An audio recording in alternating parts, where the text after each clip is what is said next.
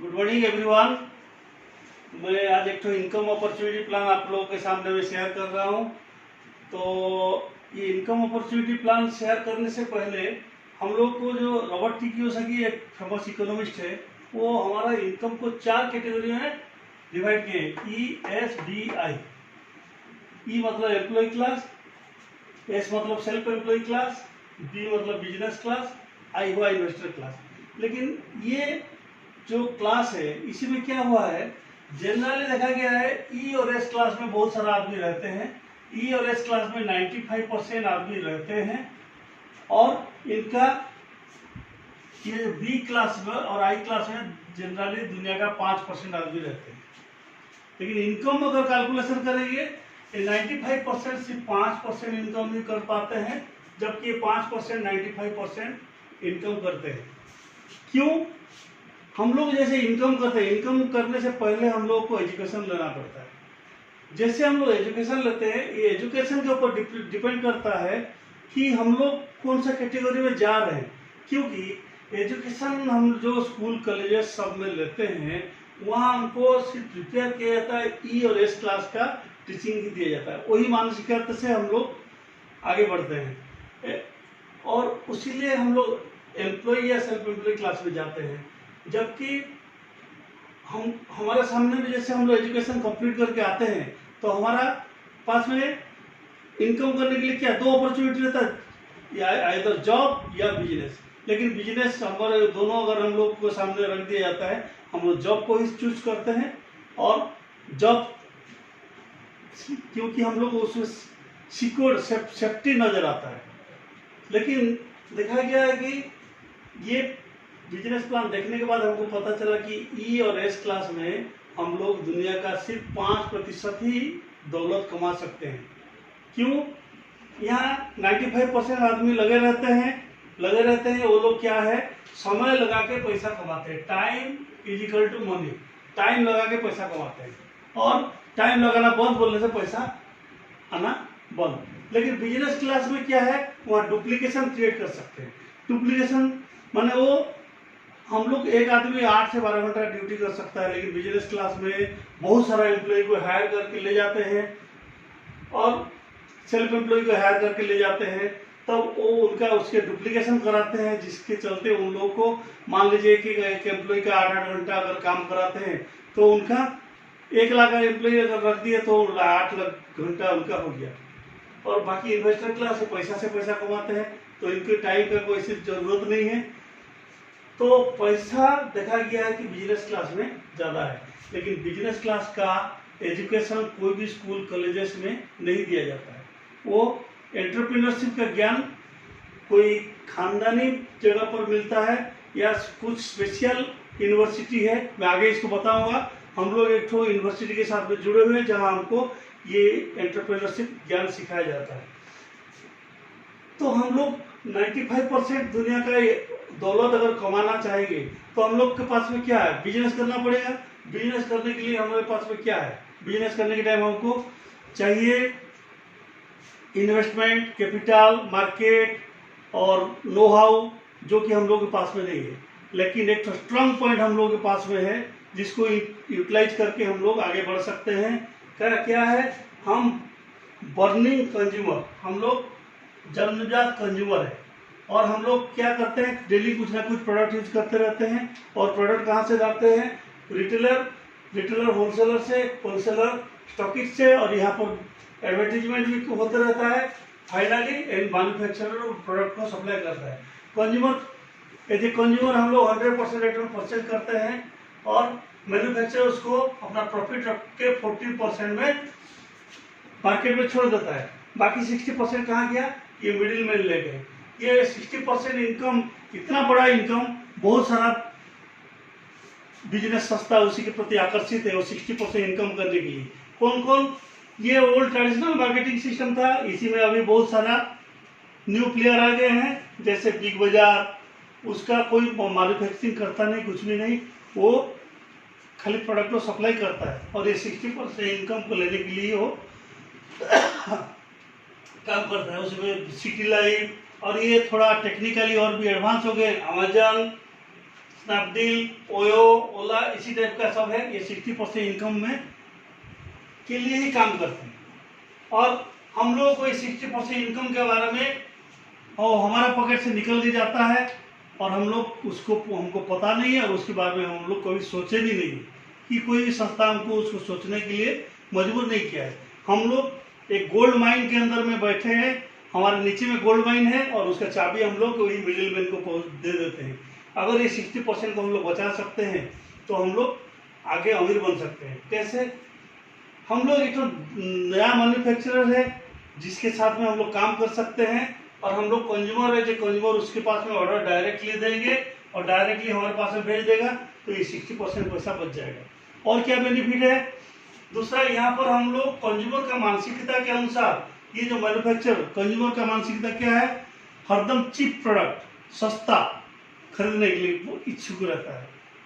सस्ता और क्वालिटी ऐसे सोचता है, लेकिन क्वालिटी और सस्ता दोनों एक ही साथ में नहीं आ सकता है। तो इसी हिसाब से यही कंज्यूमर का मानसिकता अनुसार ये मैन्युफैक्चर बनाते हैं।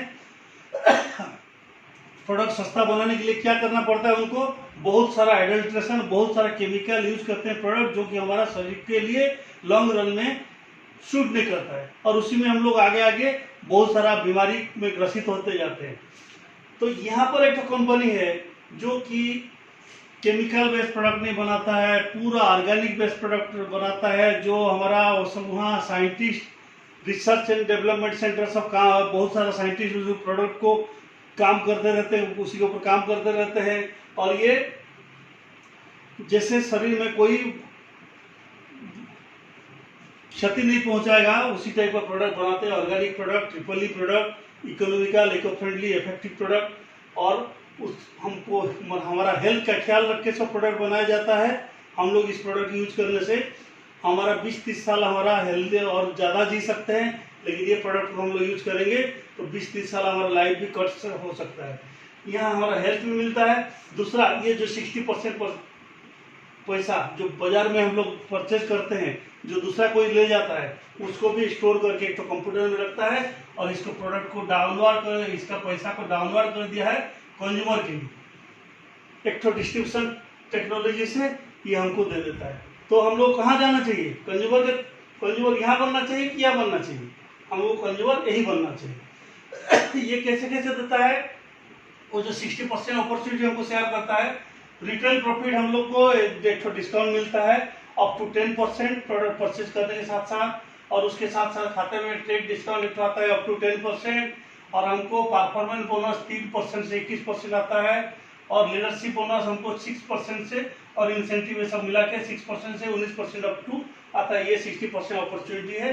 और यहाँ फॉरेन टूर भी हम लोग मिलता है, प्रोडक्ट यूज करने के साथ साथ फॉरेन टूर भी मिलता है। हम लोग इसको प्रोडक्ट यूज करना चालू किए और 10-12 साल के बाद में हम लोग फॉरेन टूर मैं भी फॉरेन टूर अचीव करके आया हूँ। सिंगापुर 2018 में हम लोग गए थे और 2018-19 में गए थे। और इसी में ये पहले हम लोग परफॉर्मेंस बोनस के बाद इसके बारे में बात करते हैं। 3% मिलने के लिए हमको 200 पॉइंट का बिजनेस करना पड़ता है, क्योंकि ये ऑल ओवर वर्ल्ड चलता है, तो सब कंट्री का करेंसी अलग अलग है। तो ये तो करेंसी मतलब चालू किया पॉइंट सिस्टम में। तो 200 पॉइंट का बिजनेस अगर करते हैं, मान लीजिए 1 point is equal to 100 PV, 1 PV is equal to 1 point is equal to 100 rupees. और यहाँ हमको 3% करने के लिए 200 पॉइंट करना पड़ता है बिजनेस, 6% के लिए 600 पॉइंट, 9% के लिए 1200 पॉइंट, 12% के लिए 2400 पॉइंट, 15% के लिए 4000 पॉइंट, 18% के लिए 7000 पॉइंट और 21% के लिए 10000 पॉइंट। इसी तरह ये हमको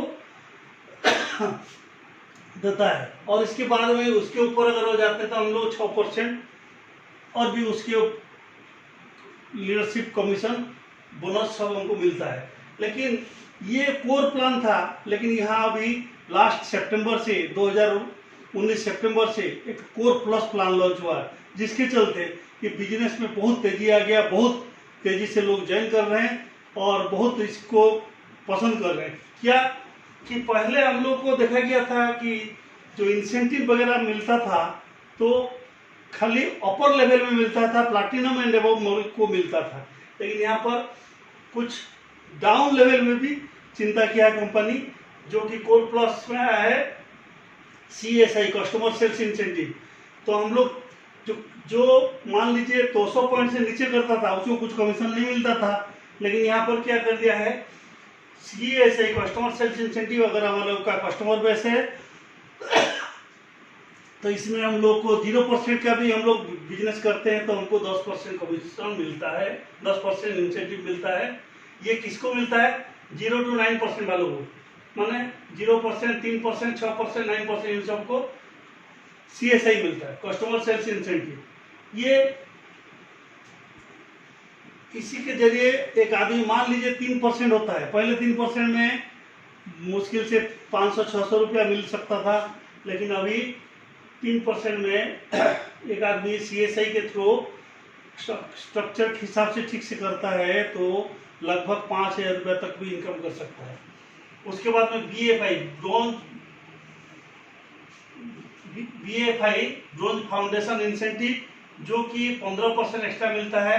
अगर जो ABO 9% करता है और उसके नीचे में 3 ठोलेग में 3% क्वालिफाई करा के 1200 PV करता है, उसको कमीशन के ऊपर में 15% एक्स्ट्रा मिलता है।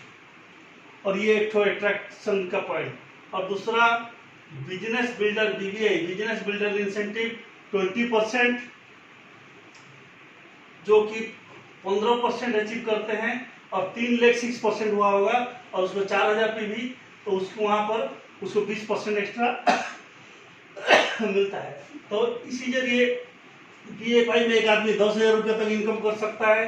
ब्रोंज बिल्डर इंसेंटिव से एक आदमी 30 से 40,000 रुपये इनकम कर सकता है। पहले एक तो 15% को मुश्किल से 12 से 15,000 इनकम आता था, लेकिन इसी स्ट्रक्चर के थ्रू BBI के थ्रू उसको मिलता है कम से कम 30 से 40,000 रुपये इनकम।